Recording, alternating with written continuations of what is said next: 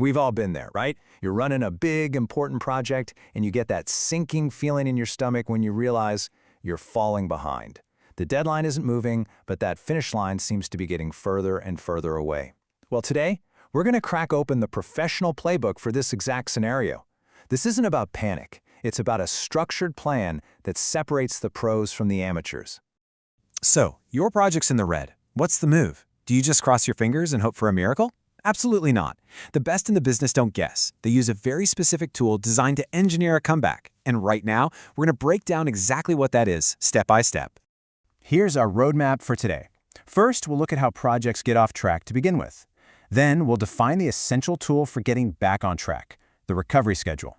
After that, we get into the good stuff, how you actually build and submit one of these plans. And finally, we'll cover the core principles that make the difference between a plan that works and one that just doesn't.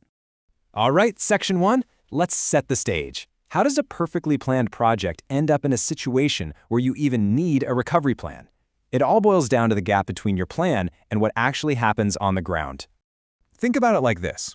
Every project kicks off with that beautiful as-planned schedule. That's your green line. Everything is perfect. But then, life happens. Delays crop up, and you can see how those delays start to push your timeline out, creating this new forecast, the impacted schedule. You see that gap growing between where you thought you'd be and where you're actually headed? That, my friends, is the danger zone, and it's the exact problem a recovery schedule is built to fix. And this is why it's such a massive deal. The U.S. Government Accountability Office puts it perfectly. Your schedule is your roadmap. So when your project slips, you are officially off that map, driving in the dark. You can't just tell everyone to work harder. You need a new, formally documented route to get to your destination. So what is this formal tool? Let's dive into what a recovery schedule actually is, because understanding this is the first step in writing your project's comeback story.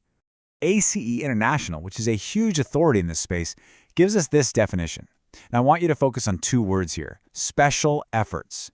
This is so important. A recovery schedule isn't just a wish list or a promise to try harder.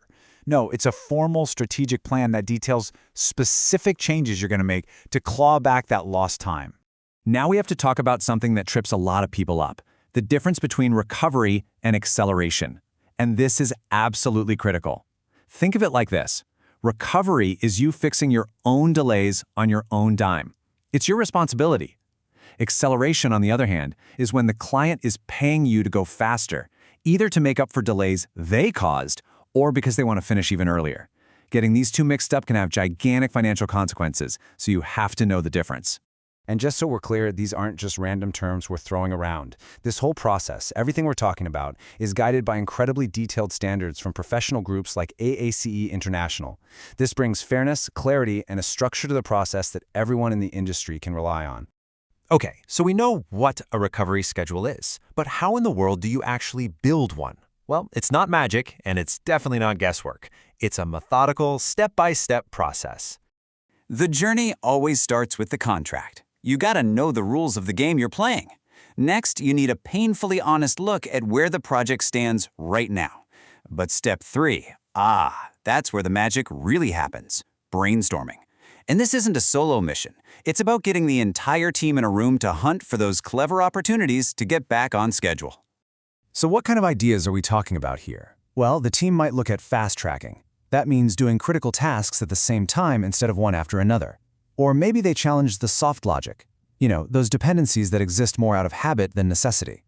They could also find time by cutting down on lags, that buffer time between tasks, or even finding ways to work on days that were originally planned as days off.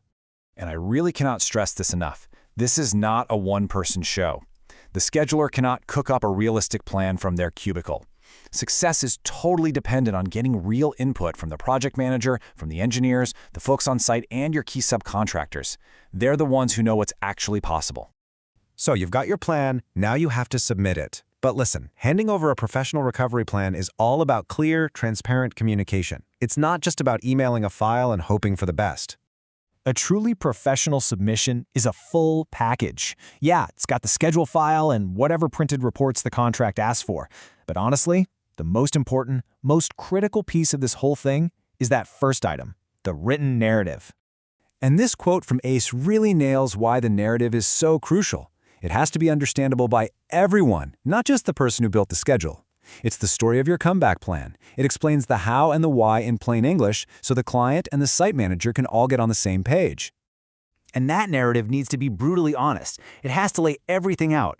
All the assumptions you're making, every single change you made to the project's logic, any new risks that this plan might introduce, and this one's huge, exactly what you need from the owner to make this plan work.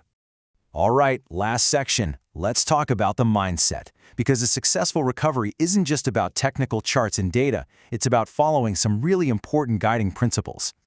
First things first, once that recovery schedule is approved, everybody's on the same team. Both the contractor and the owner have a shared responsibility to make it happen. The owner can't stand in the way or hinder the contractor's efforts to execute the plan they both agreed on. Second, and this is a big one, you have to operate with fairness and trust. Just because someone submits or accepts a recovery schedule doesn't mean they're admitting fault or taking financial responsibility for the original delay. That's a totally separate conversation, one that's governed by the contract. This process is about finding a path forward, not pointing fingers. And finally, we need to be realistic. A recovery schedule is a plan of intent. It is not a crystal ball or a guarantee. The contractor is absolutely obligated to give it their all and try to execute it, but things can still happen.